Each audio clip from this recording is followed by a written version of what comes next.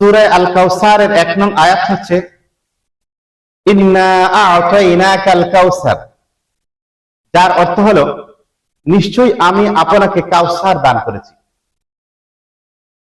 আলোচ্য আয়াতের সংক্ষিপ্ত তাফসীর হলো, এই আয়াতে আল্লাহ তাআলা তার প্রিয় রাসূল সাল্লাল্লাহু আলাইহি সাল্লামকে মহান সুসংবাদ প্রদান করেছেন। তিনি তাকে কাউসার দান করেছেন। কাউসার শব্দের অর্থ হলো প্রচুর কল্যাণ। এর অন্তর্ভুক্ত হলো নবুয়াত, কোরআন, উম্মতের আধিক্য, মহান মর্যাদা এবং জান্নাতের কাউসার নামক বিশেষ নহর। এই আয়াত রাসূলুল্লাহ সাল্লাল্লাহু আলাইহি ওয়াসাল্লামের প্রতি আল্লাহর বিশেষ অনুগ্রহ, সম্মান ও ভালোবাসার প্রকাশ। মক্কার কাফিররা যখন রাসূল সাল্লাল্লাহু আলাইহি ওয়াসাল্লামকে বিভিন্নভাবে কষ্ট দিত এবং তাকে অপমান করার চেষ্টা করত, তখন আল্লাহ তাআলা এই সূরার মাধ্যমে তাকে সান্ত্বনা ও সুসংবাদ প্রদান করেন। এই মর্মে আল্লাহ রাব্বুল আলামিন আলোচ্য আয়াত আলোকে অপর এক আয়াতে আল্লাহ তাআলা ইরশাদ করেছেন, ওয়া রাফা'না লাকা যিকরাক। আলোচ্য আয়াতের অর্থ হলো, আর আমি আপনার জন্য আপনার মর্যাদাকে সমুন্নত করেছি।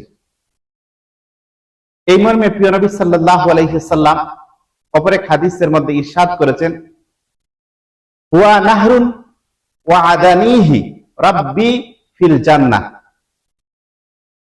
তার অর্থ হচ্ছে এটি কাউসার, জান্নাতের একটি নহর, যা আমার রব আমাকে দান করার প্রতিশ্রুতি দিয়েছেন। আলোচ্য আয়াতের অনেকগুলি শিক্ষা ও করণীয় রয়েছে। তার মধ্যে উল্লেখযোগ্য হচ্ছে, 1, আল্লাহ তাআলার নিয়ামতের জন্য সর্বদা কৃতজ্ঞতা প্রকাশ করতে হবে। 2, রাসূলুল্লাহ সাল্লাল্লাহু আলাইহি ওয়াসাল্লামের মর্যাদা ও সম্মান সম্পর্কে সঠিক ধারণা রাখতে হবে। 3, বিপদ ও কষ্টের সময় আল্লাহর সাহায্য ও অনুগ্রহের প্রতি আশাবাদী থাকতে হবে। 4, জান্নাতের নিয়ামত লাভের জন্য নেক আমলে আত্মনিয়োগ করতে হবে। 5, আল্লাহর দানকৃত নিয়ামতকে তার সন্তুষ্টির পথে ব্যবহার করতে হবে। আলোচ্য আয়াতের সার কথা হলো, সূরা কাউসারের 1 নং আয়াতের সার কথা হচ্ছে, মোট কথা হচ্ছে, আল কাউসারের প্রথম আয়াত আমাদের শেখায় যে আল্লাহ তাআলা তার প্রিয় বান্দাদের অসংখ্য কল্যাণ ও নিয়ামত দান করেন। রাসূলুল্লাহ সাল্লাল্লাহু আলাইহি ওয়াসাল্লামকে কাউসার দান করার মাধ্যমে তার মহান মর্যাদা প্রকাশ করা হয়েছে। তাই আমাদের উচিত আল্লাহর নিয়ামতের প্রতি কৃতজ্ঞ থাকা এবং তার আনুগত্যের পথে জীবন পরিচালনা করা।